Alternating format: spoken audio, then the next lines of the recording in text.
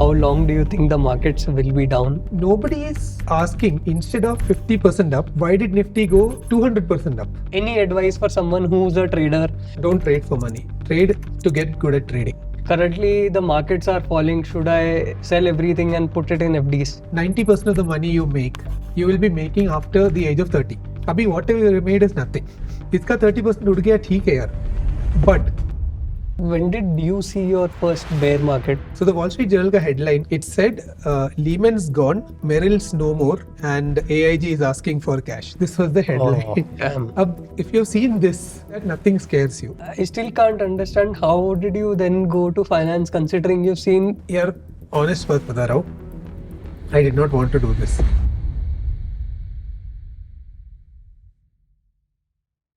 I'm Krishna, and today I have Abid Hassan with me, who's a full-time Twitter influencer and a part-time founder of Sensibull. So the idea behind this show was I'm 22 and I started investing when it was COVID, and this is the first time I'm seeing a market correction of sorts. So we're doing a limited series of sorts. We're calling it Baby's First Bear Market. I'm the baby here. We thought I'll talk to folks like you who've seen the ups and downs. So thanks for doing this. Yeah, very, very happy to do this. So I was going through your Twitter to prep for this episode. Okay. So I saw a bunch of things around FDs. You've tweeted about FDs a bunch of times. Yeah. Currently, the markets are falling. Should I sell everything and put it in FDs? Okay, so this is a very good question. See, the thing is, the answer to it is, it depends. Because, so there are two kinds of things, right? One, you can optimize your portfolio to chase a higher return, in which case you need to know the market. The other is, you can optimize your portfolio to optimize a good life, in which case you need to know your circumstances. So, yeah, if you're 20, you're above 22. 18, right? Yeah. Zerodha doesn't have child labor. And Yeah. Okay. So, if you're above... I mean, the wage I get is, but okay, that's arguable. but okay, so here's the thing, right? If you have a lot of money, right? And if you're, let's say, in your early 40s or something, and if you have children to take care of, you have needs ahead, you're planning for retirement in another 10 years or something, the answer I give to that question to that person will be different from the answer I give to you. So for that person, if market is looking like it, one more correction, basically he has another 10-15 years left in the market to actively invest, right? So for him, one more correction means probably the end of his savings, 30-40% gone.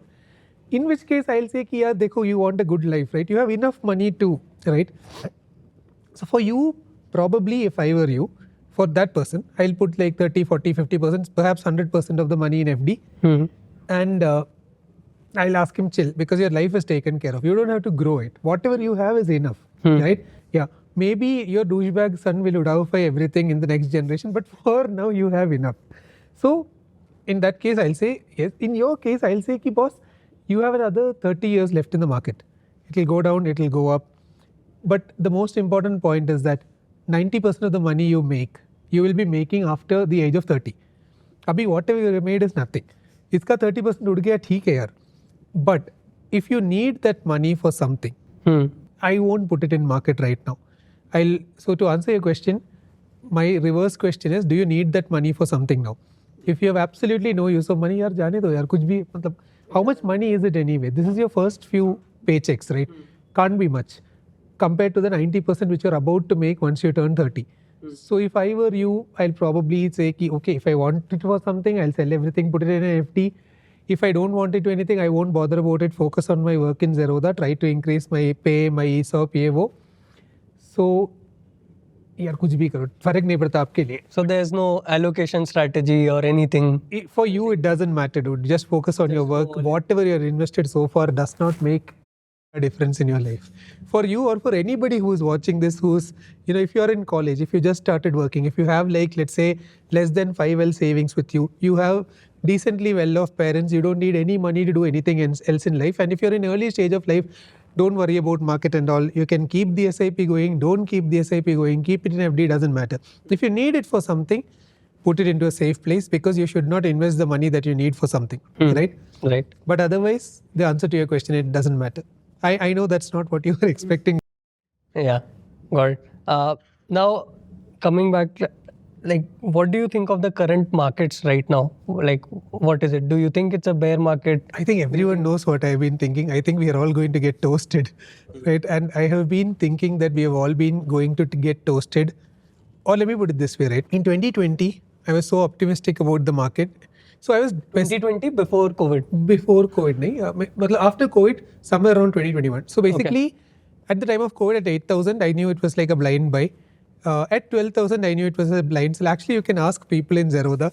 I remember just before COVID, there was a budget and there was like a bet among people. I knew you were talking to Mohit, I think. So I put the lowest target and it, right? I was that pessimist. But after that, I think it was, but between 15 and 17 or something, I was negative.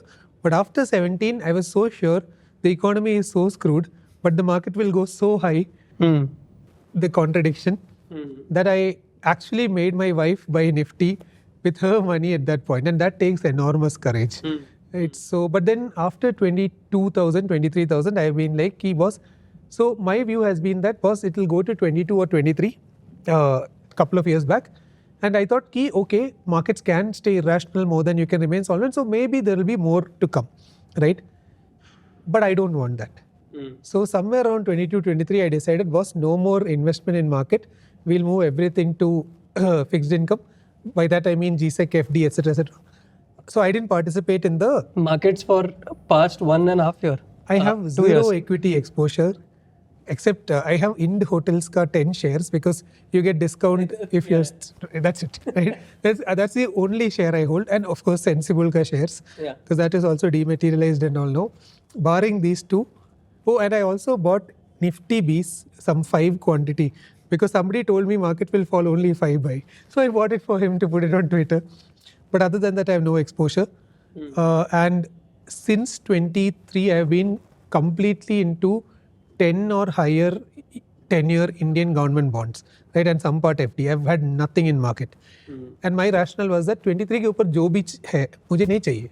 And in between that, trading anything like. So I did the mistake of, or let me put it this way, right? It depends on how you define a mistake. On the election exit poll day, when it was hitting 23,200, I was all in. Right? I was all in on December 2024 puts. Right? And what's the difference between a put and a call? Put is basically you're betting market will go down. Call is basically you're betting it will go up. This is the simplest explanation. The other thing, right, obligation. So I basically went all in with December puts. On the election results day, I was like a very happy man, right? And there were several other very happy men who were in my club. What is called the JP Nagar Bear Cartel, right? Yeah, your bio also president of the. Yeah. So those cartel people, some of them were very happy and they wanted to store the happiness, so they exited. I thought this is not it. This is going to be much, much worse. So I held the puts. So that did not end well because it went to 26,000 after that. But the good thing is that after that, at somewhere around 25,000, I again thought, okay, no, there's no way this is staying. So I have been again bearish since 25,000. And as we are speaking, I still think there's a lot of downside in Nifty. So my answer to your question, what do I think, which doesn't matter, because what I thought was real, then below this office there'll be a yellow color Lambo V10. But yeah, personally I think there's a lot more pain left in the market.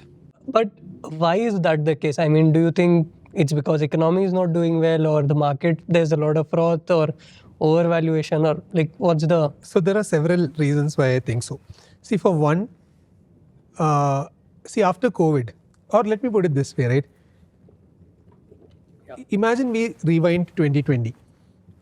Nifty is trading at 12,000. Now, in 2025, Nifty is trading at 18,000, hypothetically. That's a 50% increase in 5 years. Yeah. That's not terrible. It's not great growth, but it's not terrible either. Right.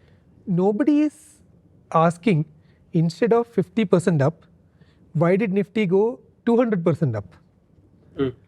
But people are asking me why I think it will be 18,000 or 16,000. But we are asking the wrong question, right? Fundamentally, nobody asked why did it go to 26,000 in the first place, right? So then the answer to why I think there's more pain left in the system lies in that question, why did you go to 26,000 in the first place? And the big reason why that happened, I personally think, is that, see, Nifty is not the only thing which went up. Gold went up. So Bhuvan pointed out that this was weird because gold and Nifty are inverse, and this time both of the. So now that's my question. So Nifty went up, gold went up, silver went up, crude oil went up. Pretty much anything you can think of went up, right? Inflation is very high. Everything costs higher. See, the official inflation number reported around the world by all the governments is 5-6%. But actually look at the bills you paid in last year versus now. My house car rent jumped up 100 to 120% in the last 3-4 years. That's not 5% inflation. We are kidding ourselves if we think that we are living in a 5% inflation. So if the price of everything went up, it basically means the value of money went down. So we were in a very, very inflationary money printing regime where United States of America kept printing dollars, expanding balance sheet, and they exported dollar everywhere. So this usually shows up in the world as a world of excesses, in the sense that look at how expensive many things are. Real estate is like a super expensive, ridiculous bubble. All the agricultural commodities, everything is expensive. Stock market is trading at 30, 40 PE, 50 PE. There are small caps listed. Forget everything else. There is a company which was listed, which said that their primary business is exporting some element to China, which does not exist in periodic table. Boss, people are not even looking at the story and people are putting money. What does all this indicate to you? Money has lost value. So look at startup salaries. People are throwing money around. Look at how many startups, how many absurd startups got money at what all ridiculous valuation. So if you pay attention to the signal, you will see a lot of signal. But of course, you can't make this out of qualitative observation. You need quantitative data. Some of the data which indicated this to me is one is yield curve inversion. I'll not jump into the topic. If you're watching, you can Google it and read about it. Like in short, what does yield curve? In short, basically a faraway debt has to be paying more interest rate than a short-term debt. When this is inverted, it's called yield curve inversion. That happened in US. Normally, it's a very good predictor of recession, right? That's number one. The second thing, of course, is if you look at housing affordability anywhere in the world, in the sense that how many years of your median income you have to pay towards one household, that had shattered the traditional bubble levels all across the world, right? Stock market PE, despite real economy not doing fundamentally well, despite a lot of questionable things happening in the market, yet PE was very high, which simply meant that there was enough of pumping happening. The other thing which I personally kind of figure is, see, whenever there is... Sorry to interrupt you, but so stock market is not the right reflection of the economy. Stock market has nothing to do with economy. This is something we have to understand, because see, yes, in the long run, things can catch up, but let's put it this way, right? I'll give you India as a classic example. Look, 3 to 4% of India pay taxes, right? Zerodha and all its friends and competitors put together, how many demat accounts do we have? 10 crore? That's it. That's not even like 7% of the population of this country. Of which I don't even know how many people have any significant kind of investments. So we live in a country where 90% of the people are not even having a taxable income, filing income, right? I am very sure there's a huge number of people who are living in abject poverty. So it is possible that Nifty can be soaring, right? But the economy, because the economy is not the market cap of the top 50 companies in a country. It is what happens to somebody who lives in rural India. So, but that is a very high level, leftist dialogue, so I won't get into that. But even otherwise, look at 2008, right? 2008 there was a huge deluge of markets just after the crash happened, right? Economy had not improved. So I know this because I was in Citibank in 2008. Like basically when Lehman collapsed, like it was my batchmates who got fired. In fact, I even know a dude who was in London before September 2008. He took a plane to New York after 2008. He took off as a Lehman employee in London, landed in New York. Monday morning went to Lehman office, it's shut. Like this is the kind of horror stories we grew up with. And yet, just after 2008, markets just rallied without nothing changing in the economy. That was because money printing and pumping. So yeah, to answer your question, I don't think Nifty level last year is a realistic depiction of what we are like. Interesting. So now that you mentioned the Lehman thing and you were sitting in Citibank, when did you enter the markets? What was your first, like? So to be very, very honest, I haven't ever entered the market proper, in the sense that I've never had significant life savings invested in market. That's And you trade options. So that's partly because I thought ki maybe we'll wait for some time before making investment, but that was mostly because I didn't have anything to invest. Because I had a series of companies bankrupt till Sensibull finally, This is back in 2018 when you did when Sensibull started. 2017 end is when Sensibull started. So till then I was starting one company after the other and everything was going nose down. So understandably I won't have a huge Nifty portfolio. But when did I enter the market? The answer to that is I started trading Indian interest rates in 2009. Before that, did you trade? No, I was in college. Okay. I was in college. So 2009 is when I graduated, although it might not look like that. So 2009 is when I started college. Sorry, I started working after college. I traded Indian rates. Then I traded interest rates and currencies and the options and futures on that of dollar, yen, sterling, euro, etc. for like another couple of years. Then I again moved to trading rupee dollar options. So for a really long time, I was not trading Nifty at all. I was actually trading currencies and interest rates. But I started trading Nifty options for fun personally somewhere in 2010, I guess. So 1 year after. 1 year after. So that's like what, 15 odd years, yeah. So when did you see your first bear market, so to say? I was born into a bear market. I mean, yeah, 2000 after 2008. 2008 is my first bear So market. were you not scared while you started investing? I mean, considering everything was going. No. So the thing is, again, I didn't start investing, right? I mean, trading, like. No, not really, because after 2008, I don't think we really had anything to lose after that. Or let me put it this way, right? I still remember what my second trading boss tells me a story. One morning he woke up and there was Wall Street Journal. We all used to have a free subscription back then because IMA had a tie-up with them or something. So the Wall Street Journal headline, I don't remember it correctly, but I'll try to paraphrase it. It said, Lehman's gone, Merrill's no more, and AIG is asking for cash. This was the headline.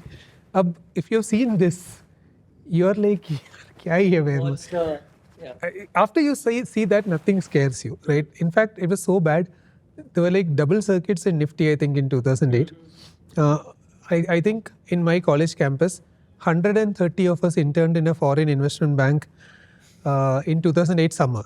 In 2009 summer, 0 of us had offers from a foreign investment bank. There were no banks on campus in 2009.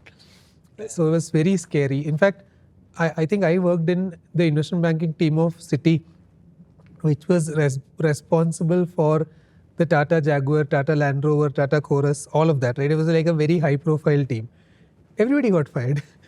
I remember in 2008, I wrote a mail to my internship boss asking ki yaar kuch offer milega, and he's like, bro, tum so yeah. So no, it didn't scare us because we saw the worst. But then I still can't understand how did you then go to finance considering you've seen this. That is an excellent question. Yaar, honest baat bata raha hu. I did not want to do this, right? I wanted to enter non-capital market space. I thought I'll come to Bangalore, pick up some IT kind of thing, chill in life, pursue my hobbies, etc. etc. This was my original plan. But unfortunately, it so happened that I was a fresher with most of my electives in finance and an internship with an investment banking team. So nobody touched me. Nobody hired me. In fact, I could even By the way, this is after IIM Ahmedabad. Yeah. Okay. Nobody wanted to hire us, right?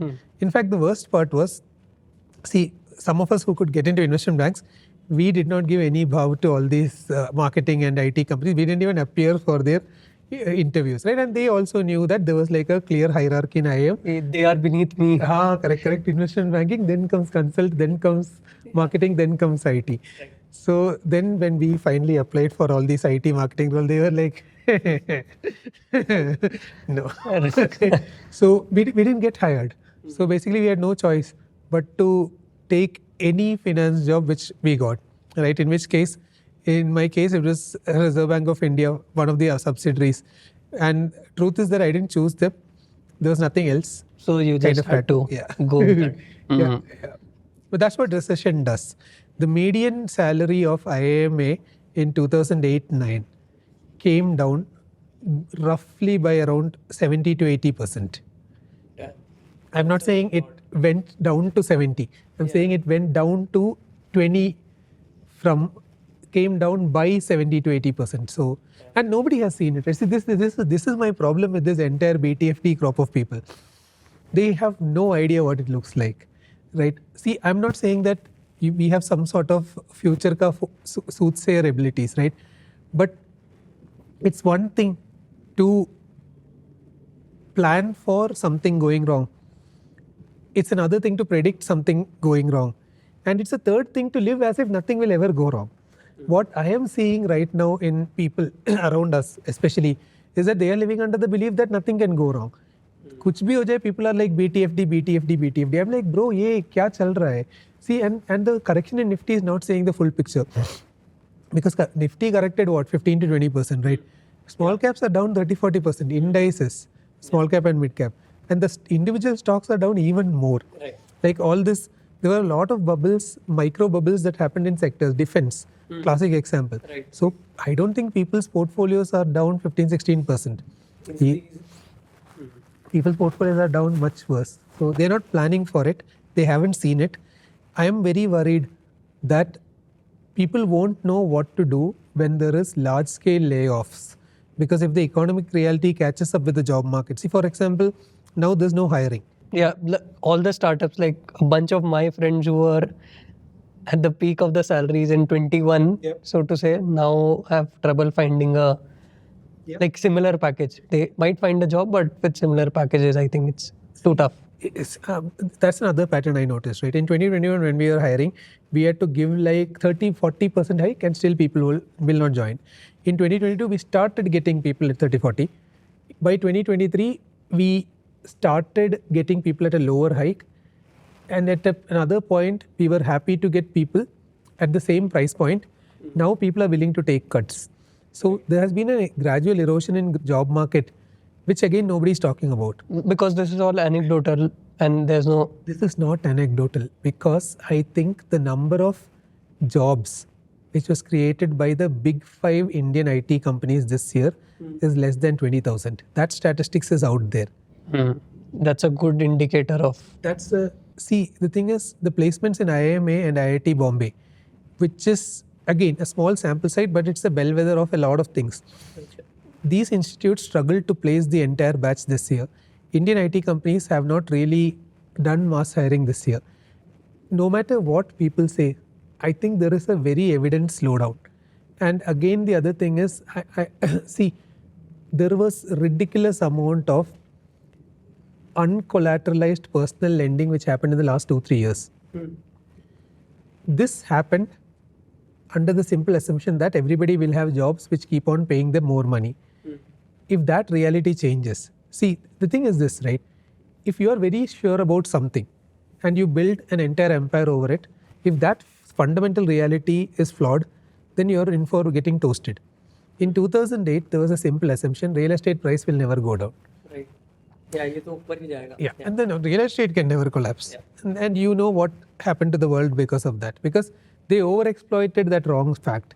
Again, in 20 20s, I think everybody drank the Kool-Aid which said tomorrow is always going to be better than today. This is true. But why did that happen? Sorry, I mean, I don't. Why did that happen, Matlab?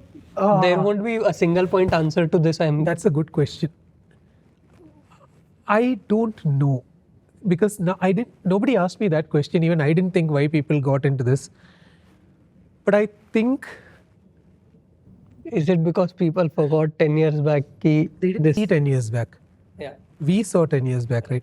People who were a lot of Gen Z, they don't know what 2008 was like, right? And they saw COVID. The problem is when we had 2008 crash, right?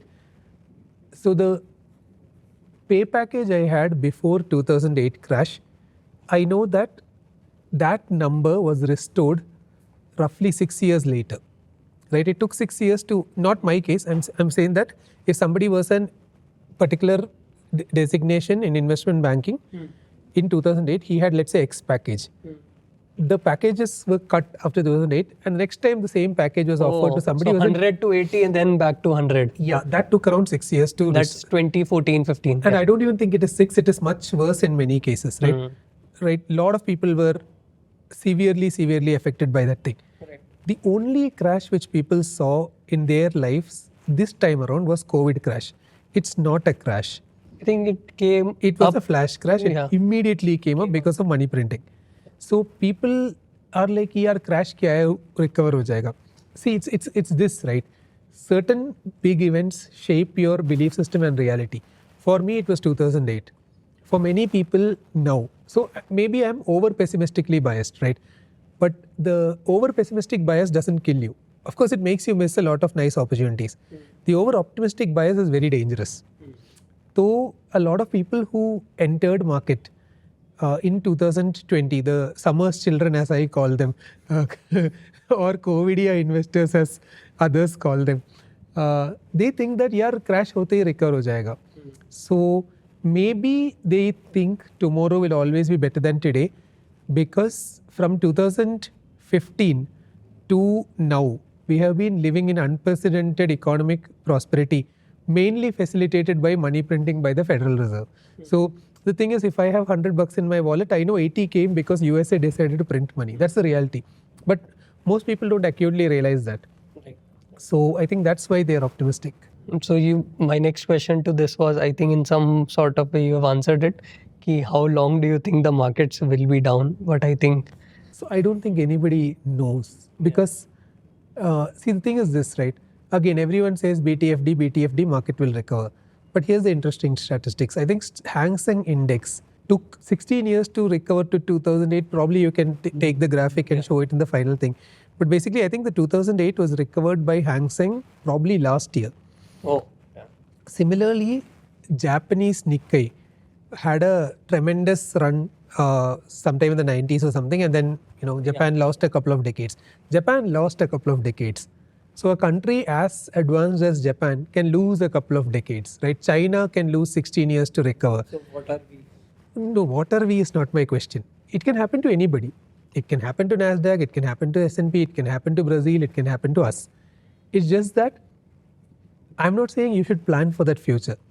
I'm saying you should have a plan in case that future happens, which is at least diversify your portfolio. In the sense that, see, I never asked anybody to put 100% FD. I am 100% FD is a different story, right?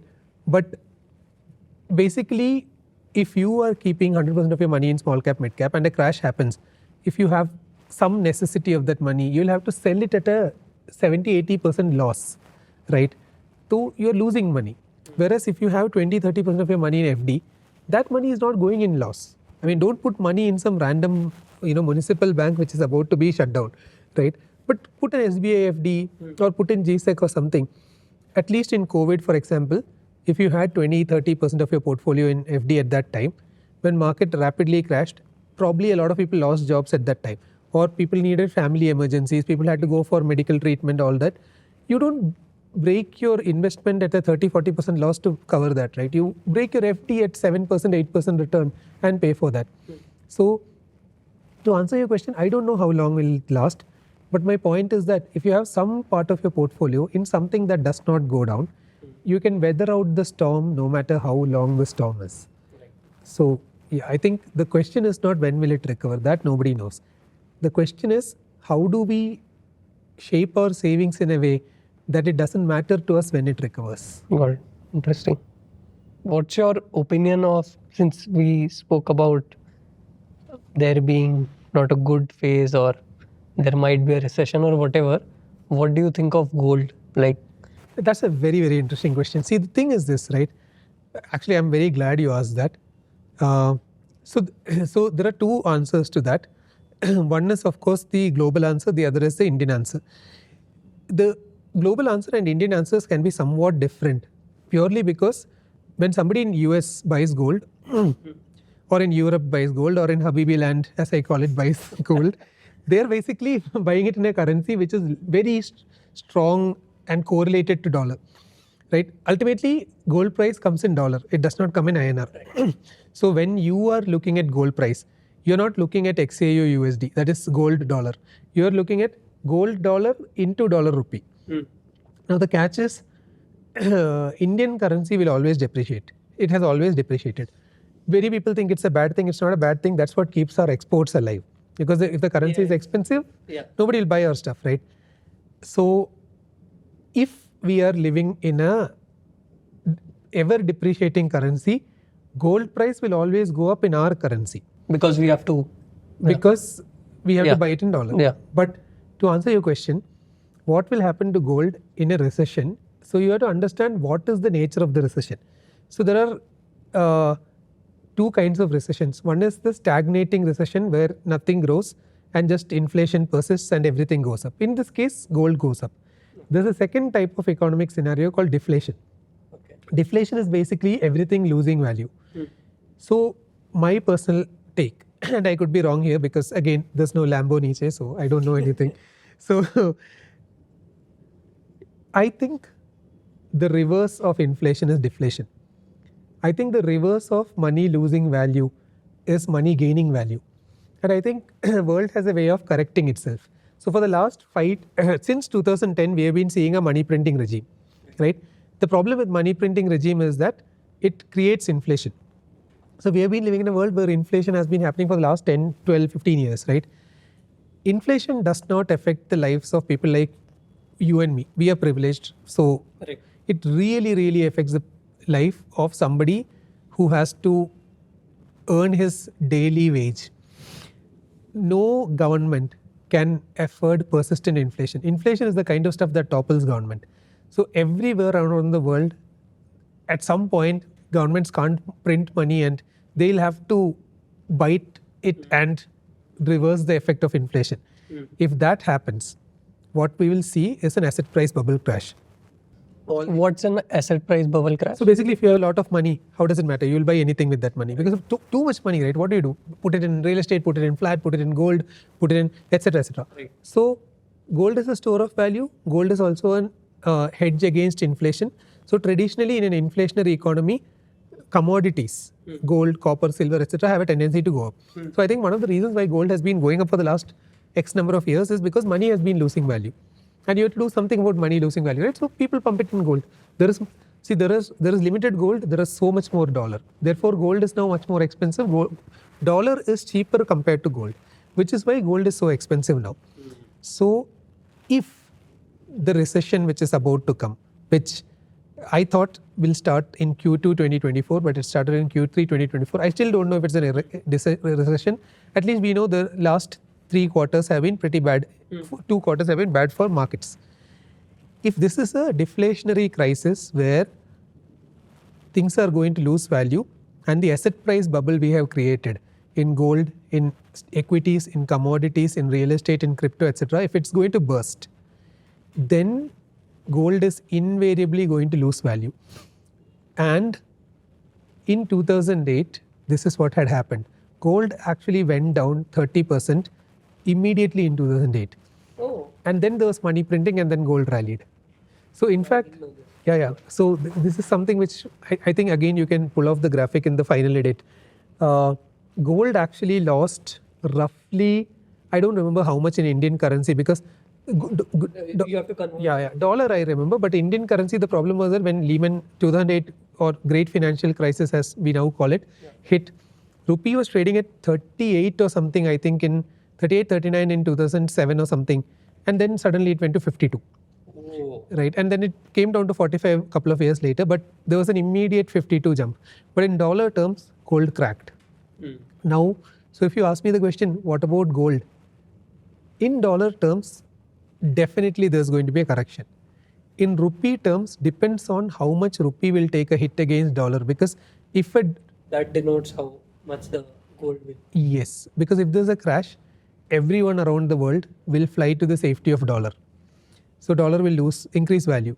So if dollar gold loses, let's say 30% and rupee loses another 10%, in rupee terms it might not be 30%, it's only 20%. But yes, if there's a deflationary crisis coming, I think all assets will lose value and gold is not immune to that. But I also think gold will be the first to recover, because the governments are again going to react in the only way they know how to manage this, probably by printing. So yeah, gold, I think it's not a good time. I don't think it's a good time to be in gold. So just FDs if you don't want to be in the market. Or government bonds. Interesting. So since Nifty is overvalued, or we see a recession ahead, or should people look at some other markets, let's say China or US again, for example, since valuations seem better there, or any other market for that matter? So this is an interesting question. See, the thing is this, right? If we are going for a deflationary crisis, so the deflationary crisis I'm talking about is not just an India phenomenon. It's money printing by US, which caused asset price bubble everywhere. In this case, every market will collapse, right? So then the question is, you are trying to diversify. What are you trying to diversify against becomes the question. So if you're seeing Nifty's PE is too high, I'll go invest in another equity market. Because the crash is coming, that doesn't make sense. If you say the crash is not coming, but I'm finding better value in another equity market, that makes sense. So see, regardless of how sure or unsure you are about a market's future, you should ideally diversify, right? Okay. So the answer is yes, Not you should. just in assets, but markets as well. Markets as well. But here's the interesting thing. See, this is something which kind of beats me why people don't do it. The most obvious risk we are facing is FX risk, right? Basically, currency is depreciating. So when you are going to invest in S&P, you are not only diversifying against equities or PE or Indian market or something. What you're also diversifying against is a depreciating currency. In that sense, yes, you should. So here's another corollary of that. If you're going to put money in Indian FDs, why wouldn't you put money in a US FD? That doesn't give good enough. This is the interesting point. So here's the super interesting point. But again, this does not apply for everyone. Those who have the means should absolutely think about it, because it's not trivial. India government 10-year bond is trading at 680, 670 right now. 3 weeks back, US government 10-year bond was trading at 480. 4.8? 6.8. Right? 6.2% pakad lo. Right? So if Indian currency depreciates 2%, you're basically breaking even on this. But that's not where it ends. If you're putting money in a bond, In any bond. in any bond, the bond price also explodes when interest rate goes down. So when that country's Federal Reserve or whoever decides to lower interest rates, bond has a tendency to explode. And here's the interesting thing. India, I don't think has ever gone to zero interest rate. Yeah, I don't US think has been US there. has been there. India also has not ever gone. I think the lowest repo we had was 3 or 3/4 or something in 2008. I don't really remember the number, but I don't think from here Indian government bonds have a drastic upside in terms of reducing the interest rate. But US does have from 4.8. So as we are doing this program, I think that yesterday it was 4.2 or something, right? From 4.2, it has a potential to squeeze further. Because US has and probably will do zero interest rate policy because they have to refinance their debt. They've been cutting. They've been cutting. If that happens, there is a tremendous upside in US government bonds. So if you're thinking of diversification, you should not just think in terms of India versus China versus US equity. You should also think in terms of how can I get exposure to debt of US and US. So if you're putting money in US government bond, you're indirectly exposing yourself to two things. One is US rates, second is US dollar itself. I mean, there's a lot of de-dollarization talks and all that going on. That's all fine, but I don't think it's that going to be that easy to take down US. So if US and it's not like I'm asking you to put all your money all in there. Probably 5 to 10% of your money you can put it in dollar. But the catch is, do it only if you have a really, really good CA. Because if you take money out of India into US and put it in dollar, etc., it is something called FEMA, which is Foreign Exchange Management Act. It's one of the most draconian rules. If you do something wrong, the penalty can be 3 times the amount you. And then it's not worth the. So again, if I'm having this conversation with you, you're at the early stage of your life, I'll say, yaar, chhod yaar, ye sab mat karo, just focus on your job. But if again Prateek or somebody was asking me the same question, I'll say ki, yes, do it and do it through a good CA. Probably put like 5 to 10% of your money in a non-INR FX exposure and try it because. Non-INR, that means anything, not just US. So the thing is this, right? If you were to pick one currency, I'll pick US or Why is Swiss that? franc. Because at the end of the day, United States Navy is the largest navy in the world. That is why I put money in dollar. As long as you have a very big navy, your currency is safe. What's the relation? No, so the thing is, historically, this is the whole concept of empire, right? War. No, it's an empire. See, US is an empire. Every empire will make their currency the reserve currency of the world and keep. Basically, it's like this, right? US dollar is strong. They can buy cheap stuff from everywhere else in the world and they can export their debt to everywhere. Look at it, right? China is literally giving money to US by purchasing their debt so that Americans can buy Chinese goods. Like the world works by lending money to US so that Americans can buy their stuff. That's because they are the most powerful country in the world. They are the most powerful country in the world because they have the largest navy. Fun fact, their navy is bigger than the next 13 navies combined. What? Yeah. Oh. So I did the math. I did the math 4-5 years back. Maybe it has slightly changed. But I think it'll not change significantly. So, and I don't think UK or France or any of these guys have any ability to come. China might become a second center of the world. But you won't look at China either? See, the thing is this, right? US largely has to play by some kind of a set of rules. Or let me put it this way, right? It's a completely known entity because the system is established. There is still. Nobody knows what they are up to. If tomorrow China says ki boss, all Indian people who have put money here, we are not giving your money back, why? Because see, at the end of the day, India and China doesn't have. So I'll give you another interesting fact, right? Guess how many? I think around 4-5 million people who are Indians live in UK. I think there are 500,000 plus people who are Indians living in Singapore. Singapore has 650,000 Indians. Guess how many Indians are there in mainland China? Take a wild guess. If 6.5 lakh people are in city of Singapore, in all of mainland China put together, how many Indians will be there? Maybe some, I'll just say 20 lakh, maybe, I don't know. So I looked at the number today and ChatGPT, I don't know if it's right or wrong, but the number is 15,000. So yes, there's a lot of trade happening between India and China and all that, but I don't think 15,000 is because in China doesn't have much, and most of these are like students and all that. There's a lot of Indian students who are studying medicine in China, but the number of Indians in China is very, very low.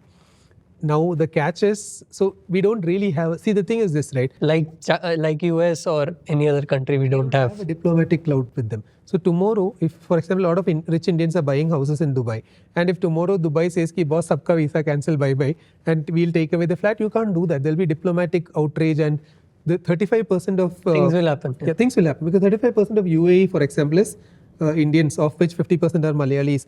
The deep tie between these things, and you won't get into that, right? And in fact, Dubai has 9% Emiratis and 91% foreigners. So they are not going to alienate foreigners. But China can do anything. I'm not saying they will. I'm not saying they want to. I'm not saying they are bad people. I'm just saying We that I have just don't know. There's a lot of uncertainty. no idea, boss. No idea what they are. And there are border skirmishes which keep on happening between India and. So, yes, it would be very, very nice to be part of the China growth story. But I have no idea how to do that. Right. Yeah. So US is your option. The only other, because Europe is in decline, Dubai and all, I don't know what's the. See, at the end of the day, geography is history. Because I almost sound like a god man now, but geography is history. Because if US was not located in the exact same spot it was located, our history would have been very different. At the end of the day, no matter how many ICBMs you come up with, you can't cross the Pacific Ocean and the Atlantic Ocean easily. So such a large country with such tremendous amount of resources, which has two humongous natural barriers on both sides, I don't think they are going to decline soon. They are going to be in power for a really, really, really long time to come. They will decline at some point maybe, but I don't think that point is now. So if I had to bet on any other ship other than the ship which we are in, because we have to bet on it, I think I'll pick US. Even though Trump is in. I see, the thing is this, right? The good thing about democracy and that kind of politics is that at the end of the day, businessmen dictate policy, and businessmen largely do sane things. They won't screw up the whole thing, right? I mean, it doesn't matter whether Trump is ruling or Kamala or somebody. Ultimately, the larger government policy and what they do and all is decided by Wall Street and industrialists and Silicon Valley and all that. They are not going to do anything outright stupid which will jeopardize trade. So I think it's inconsequential whether it's Trump or somebody else. But do you think there is any reflection of whatever he says or whatever happens there on the Indian markets currently? Like, because stuff is happening there, that's why India is. I honestly don't know enough to comment because I don't have the answer, because I simply don't know. So I've never, as I was telling you before, I've never traded the markets except once or twice just to learn. So is this a right time to enter trading? Like, should I start trading now, considering How old are you? I'm 22. Let's say for anyone who's like till 25 or somewhere around my age. So the question becomes, your honest answer, right?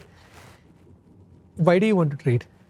To make money, which You have ridiculously higher odds of doing that by focusing on your work. Because see, here's the thing which I don't understand, right? What's the definition of capitalism, or what's the essence of capitalism? We live in a capitalist world, right? It fundamentally means that you need money to make more money, right? No matter which profession or trade or walk of life you choose in, you need money. You need money to do innovation, you need money to do education, you need money to win elections, you need money to, I don't know, no matter what it is, you need money. Stock market is the high temple of capitalism. And yet somehow people think that you don't need money to make money in stock markets. If you ask me what's the number one ingredient to make money in stock market, money. It's money. It's a lot of money that will help you weather shocks, that will help you keep your calm when your portfolio is down. If you're a really rich person, unless you're ridiculously stupid, it's very difficult to be bankrupt in stock markets. You can always weather the storm. See, the thing is, when I was much younger, I didn't have money. I used to lose money in options. But now I trade with money which I don't care about. And it's very difficult to have a losing scenario, because you'll always be doing sensible things, right? You're always chasing like, okay, I get 30% a year, I'm happy. But when you're young, you don't have money, you're thinking I'll make 400% a year. So if once you're having some kind of money, you're not trying to grow it, you're only trying to preserve it. So your risk levels come down. But if you're very young, you're trying to create wealth. My risk levels. The problem with younger people trading is invariably, like you said just now. So if you ask me, why are you in the market? I'm like, boss, I just want to keep it with me and not lose it, right? And my invest portfolio clearly says that. Like, I won't do anything stupid. Like, I don't think I ever will be in 100% equity allocation now. Because like, even if my money is in FD right now, whether it is mine or Sensibulls or anything, I'm like, I'm happy. Like, I don't want to make more returns than the other guy, right? Because most of the times people lose money in markets because they are trying to outperform somebody. I don't want to outperform anybody. So in your case, if you are trading, without you telling me, I know you are trading because you want to outperform something, beat some benchmark or something, right? Let's say I don't know how much your trading capital is, 5 lakh, 10 lakh, 20L, 50L. You won't be trading with 3 crores right now, right? Because otherwise you are not going to sit here with me and do this episode, right? Even if you are trading with 3 crore, if you're a really good trader, if you make 30% return, which is 1 crore rupees, it is phenomenal performance for 3 crore capital. But even if you make 1 crore rupee, government will take 30-40% tax, right?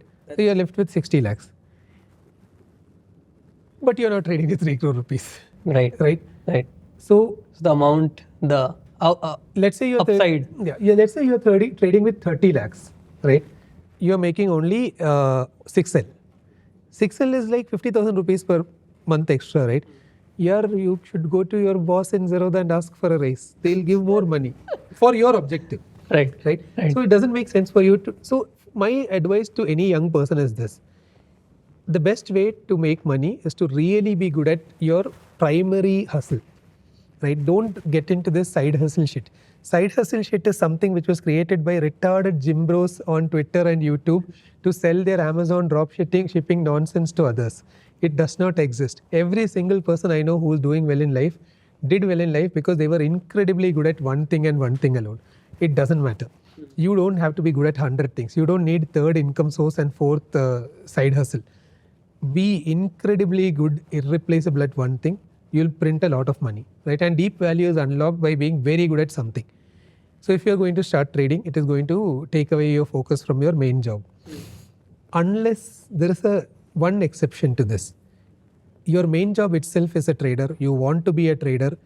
You want to end up as a money manager, then absolutely yes, you should be getting into trading. But otherwise, if you're young, yes, you can trade somewhat because, again, like, see, the thing is this, right? I have a 16-year-old cousin, had rather, because at that time he was 16, and now he is much more grown up, of course. And I came to know that he does something which his father and mother will not approve of, right? So, and then somebody else in my family came to know that I knew. And they asked me, bro, why didn't you ask him to stop it? I'm like, boss, dekho, I have two choices. Now I tell him not to do all this. He grows up with a lot of pent up karne ki ichha. Then he becomes 35-year-old uncle. Then he does all this stupid stuff. And then he wrecks his life, right? At the age of 35. Or he does all this now. Yeah, he at 16, let him do. He has nothing to lose, right? What's the worst he'll do? Flunk a paper in college, the max to max, right? It's a nice learning exercise. So, yes, to get life lessons, it's not a bad idea to trade. Or let me put it this way, right? Contrary opinion, why should a young person trade? One, I know I won't make a stupid trading decision in my life ever because I have been bankrupt thrice in my 20s. But if I had never been bankrupt in my 20s, now I will be doing some stupid gambling shit and losing money which I can't afford to lose. There I lost money I could afford to lose. Second, almost every single good thing in life I learned in the company of gamblers. Whether it was in trading or on derivative betting or on poker tables. Because ultimately trading creates a lot of self-awareness. See, because you know yourself, your vulnerabilities. Not just that. That's a very good point. But more importantly, here if you really need to know what are you deep inside. Oh, as a person it comes out. It comes out when the chips are low. It's very easy to be a nice person when the chips are high. But you truly know who you are when you're really near bankruptcy. It's a very life-changing, profound experience. So trading, poker, gambling, all of that teaches you this. I don't understand this society ka general. I never looked at. So in that sense, yes. But the thing is this, right? At the end of the day, you need to have a clear control on, are you doing it in a way where you can pull back and say, okay, this is enough. I've learned my lesson. Thank you very much. Right? There is a very thin line that separates controlled exposure and adventure versus being a junkie. So should you trade? I won't say yes or no, but you'll have a lot of life lessons from trading. You might become a good trader, you might not, I don't know. But yes, if you are safe at the end of all of that and still standing, you will have a much more enriched life full of learnings and experiences than a person who did not do markets. But very few people are lucky enough to. So no matter what you do, if you're 35 and you have a family and you have a large amount of money, don't take all of that and get into markets. That is so again, if this was Prateek doing this interview and asking me, yaar, should I like trade? I'll be like, boss, mat karo. But you are 22, not a bad idea to learn life experiences. Right. This is the last question that I have, but you mentioned that you went bankrupt 3 times and you entered during the 2008 crisis and all those things. Yeah. When was the first time that you lost money, like good amount of money? That good amount of money. Yeah, the thing is, made you like, was this is good amount of money. There were several episodes actually. the first one, if you recollect, and the scenario around it. Yeah, I would say, okay, so in 2017, I had quit my then job and decided to start up on Sensibull, right? And we were doing Sensibull, and I didn't have, again, much savings then. So I kind of blew up like 80% of my liquid cash in a single trade. Yeah. But I think that was like a really, really good thing in retrospect. No, in hindsight, yes, but like at the moment, what was, how were you feeling? I was how did wondering how to pay rent to start Yeah. with. But yeah, it was pretty bad. 80% single day, one trade, blew up. My flatmate, who now works in Sensibull, was actually wondering, will he pay rent? So he actually saw my loss figure, and but it was pretty bad. Yeah. So single trade one day, 80% of the capital, is pretty bad. But again, to be very honest, this 80% number I am saying is only some 5-6 lakhs. So I think it still was a lot of. It's worth a lot of money. Objectively, so I really don't know if it's a lot of money or not. Yes, it was a lot of money represented as. Now, you have made a lot of money, so not that like that. No, doesn't. not even like that. I mean to say, see, I tell myself that I have taken some reckless risks and done stuff, right? But sometimes I wonder, did I really do that? Because 5-6L is a lot of money as a percentage of money that was left in my bank then, right? And it was very hard, and I had to really struggle for the next 2-3 months, etc. But the truth is, here at the end of the day, because I went to an NITC and IIM, I know ki, okay, this is the lowest life can get. Because you always know ki, okay, you have drawn a hard deck somewhere. So it's an entirely different thing. If I went to my hometown, Calicut ka some random college, and I had a BCom and then would have fired this money, it's one scenario. But with a certain degree of employability, if you're losing 5-6L, yeah, it's on paper it looks like, boss, tum to matlab uda diye paise. It seems like that, right? But in very objective terms, if you take somebody's earning potential, etc., picture, even that was not a very big risk. But this you are saying in hindsight, right? I'm guessing at that point, this was not the. Probably yes and no, because. Like, what was your reaction after, let's say, you lost that when you saw that trade report? Or no, because the thing is this, right? Although I had that 5-6L in my account at that point, the last pay I drew before the year before that was 10 times that number. So in that sense, it's not big. But in the other sense, that's your last paycheck. But yeah, when you're left with only so much, if you're Udafang, you are really stupid and somebody needs to smack you in the head. But yeah, it was bad. Nevertheless, it was bad. You feel really bad that you would have paid so much money. But yeah, I mean, it's okay. It happens. But does that, how do you now handle volatilities now? That's a good question. I don't handle it at all. See, that was the last time I had naked single stock futures in my life.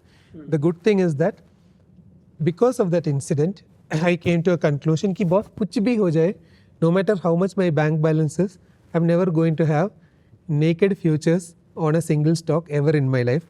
In 2017 was the last time I had a naked single stock futures. After that, for the last 8 years, I've never touched a single stock future. Profound learning, right? I'm glad that I decided that with 5L rather than 50L. So, Right. yeah, yeah. And the other thing I do, of course, is so now I never trade more than a defined risk amount. I only do spreads. I've never done anything other than a spread in the last X number of years. What's a spread? So basically, spread is an option structure. So basically, you buy a call and sell a call, or you sell a put and buy a put. Okay, so you minimize your. Basically, my max profit is this much, my max loss is this much, nothing more. So it's like. Is that a strategy that you follow? It is a strategy which I have followed at least for the last X number of years, since 2017. Right. Every time I've traded, it has been that I've never had a non-spread trade since 2017. So basically, I've never had a situation since 2017 where I was looking at a large loss in a black swan. So for example, I'm saying that I have some Nifty outlook, right? So even if Nifty hits 30,000 tomorrow, my max loss is still lower than that SBI event. So Nifty 30,000 tomorrow. So you get the meta. So I don't think, yeah. Interesting. Cool. I think this was a good note to end this on. If you have anything. Wait, how is it a good note? You just talked about my loss and trauma. I mean, the thing is, we're doing baby's first bear market. I think this is that way. It's a good note to end on. But if you have any advice for someone who's a trader, or who's just started trading, if there's any one piece of advice that you would give them, what would that be? Don't trade for money. Trade to get good at trading. Once you get good at trading, money will come. Okay, now I have a next question. What does it mean good at trading? That defines ki if you make good money, that's what good at trading means. Not necessarily. See, you have whether you're good or not depends on your process and your risk management. The outcome, yes, 1 or 2 outcomes don't define you. 20, 30 outcomes later, if you're still not making money, boss, you suck. So you have to stop.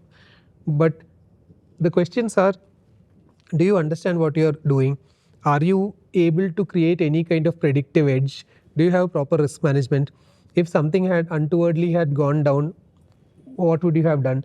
Are you able to sleep well despite all of this? Because if you're not sleeping well, your trading size is too high.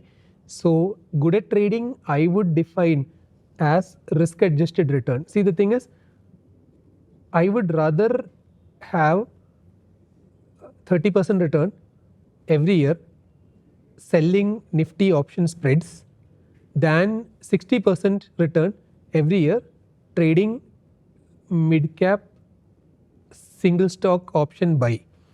Because the second thing is way more dangerous. The first thing is, so risk adjusted, the 30% guy is actually doing better than 60% guy, because the 60% guy can get wiped out in 1 or 2 freak events. This person is not going to get wiped out. So I think, so this is a better process. That is a time bomb ticking. So that risk adjusted return and a process, that is what I would say is good at trading. Interesting. Cool. Thanks for doing this. Anytime. Thank you. Very happy to be here. Yeah.